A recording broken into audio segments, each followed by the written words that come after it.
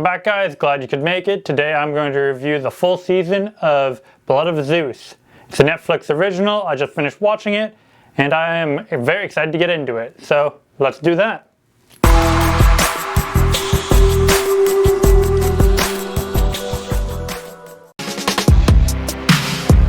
Okay, so let's start it off. If you like Greek mythology, you're going to enjoy this show. That's that. If you don't like animations, I still think you should check it out. There's a big thing about animations that there are a group of people that don't want to watch them, won't even try them out. This is one of those things. Try it out. Especially if you like that, like Greek mythology, and you like the storylines, you're probably going to enjoy the show. I have a couple bad things to say. I got some good things to say. Generally speaking, got a lot to say. Start with the good. Alright. Generally speaking, the animation's good the entire time. The plot is awesome. Like, it's actually really cool. They bring up the Titans, they bring up actual things that happened in the realm of Greek mythology, and then have pulled things out of it to make their own story out of it, which is really cool. Like, I generally enjoyed the story plot. I enjoyed how they took certain characters and betrayed them. The fights between the gods, like, come on, that's all cool. And everything being cool, there is one negative. The strange part is, it's the main character. The main character seems very boring. He comes off very bland, and half the time there's a dramatic pause, which just makes him look very stupid. Like he was thinking for a large period of time to say something, and then just says something very simple. I don't know if that's editing, or if that was just bad writing, but generally speaking, he'll be like, yes.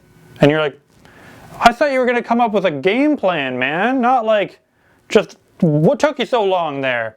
That happens with a couple characters too, but it happens with him a lot. That would be the biggest thing for me that bothered me in the show. But other than that, I liked it. Like, it was a good show. I do recommend people watch it. It's, I think, on the top 10 on Netflix right now. But I do understand people who don't like animation. I have to give a shout out to Netflix's animation. They're doing a really good job. Like, I can see that they're going to have a whole stream of them soon. Castlevania is unreal. And then they come out with this one, Blood of Zeus. They're just going to keep coming out with them, and they're really good. They're worth the check out. I've only given you really the positives and the negatives, so I'm going to give you a little bit of the plot. And try not to give it too much information. I don't want to ruin anything. The general plot is, obviously, it's called Blood of Zeus. So a woman ends up having a child with Zeus, but also having a child with a king, and then they're separated at birth, and it's pretty much the struggle of the two kids and their livelihoods becoming men, and how they didn't really know anything about the background. The mothers on both ends had hid that from them, that Zeus himself had hid himself from his son the whole time, but it all comes down to the fates.